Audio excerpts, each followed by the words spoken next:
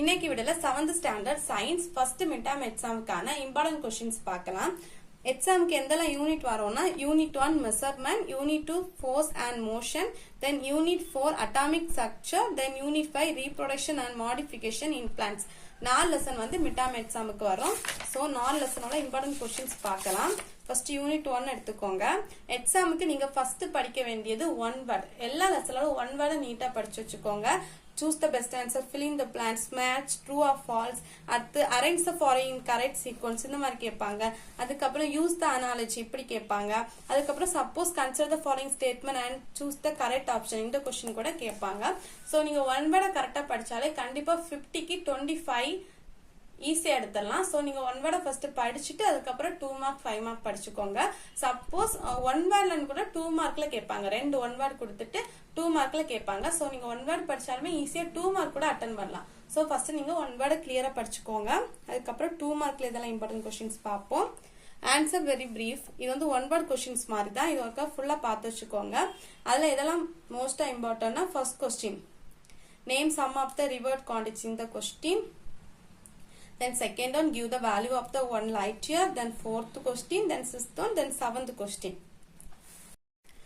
Answer brief la first question, fourth question, fifth question ரொம்ப important question. So இந்த மூணு question கட்டாயம் படிச்சுக்கோங்க. அதுக்கப்புறம் third question important question தான். Define the density of object.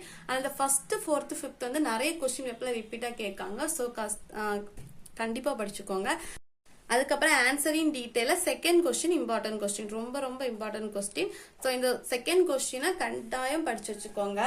அதுக்கப்புறம் யூனிட் 2, அதுக்கப்புறம் நியூமெரிக்கல் ப்ராப்ளம்ஸ்ல இந்த செகண்ட் கொஸ்டினும் கொஸ்டின் பேப்பர்ல கேட்டிருக்காங்க. ஸோ இந்த செகண்ட் கொஸ்டினை நீங்க ஒர்க் அவுட் பண்ணி பாருங்க. அதுக்கப்புறம் யூனிட் 2ல அனாலஜி கட்டாயம் படிச்சு வச்சுக்கோங்க. 2 மார்க்ல கேட்பாங்க. சோ அனாலஜி கட்டாயம் படிச்சு வச்சுக்கோங்க. அதுக்கப்புறம் ஆன்சர் பிரீஃப்லயும் 3 கொஸ்டின் இருக்கு, அதையும் பார்த்து வச்சுக்கோங்க. அதுக்கப்புறம் ஆன்சர் பிரீஃப்ல second question distance between speed and velocity இந்த question important. Then what do you mean by constant acceleration இந்த question important. Then fourth question what is center of gravity இந்த question ரொம்ப important. Then answer in detail first question explain the types of stability with suitable example இந்த question important question. Then fourth unit எடுத்துக்கோங்க.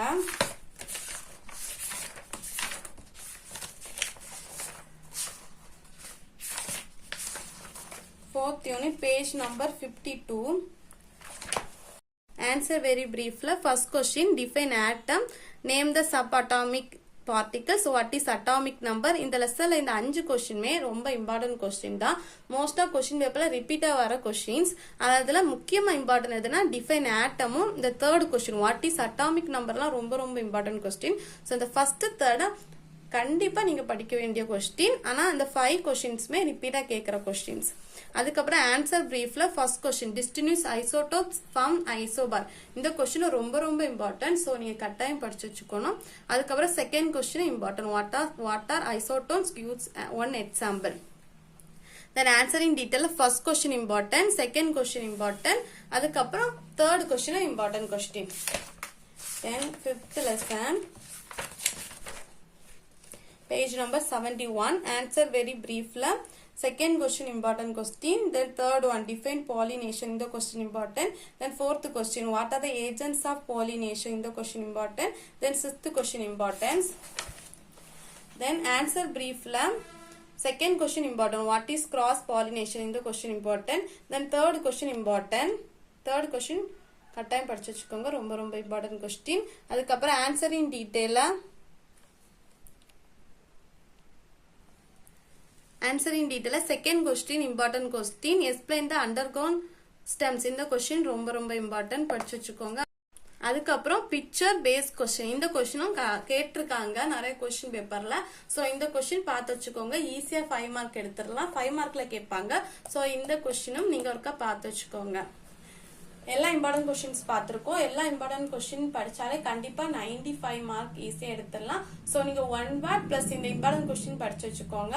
ஏதாச்சும் டவுட்னா comment பண்ணுங்க. அதுக்கப்புறம் previous year question paper சேனல்ல upload பண்ணிருக்கோம். ஒருக்கா செக் பண்ணி பாருங்க. தேங்க்ஸ் ஃபார் வாட்சிங்.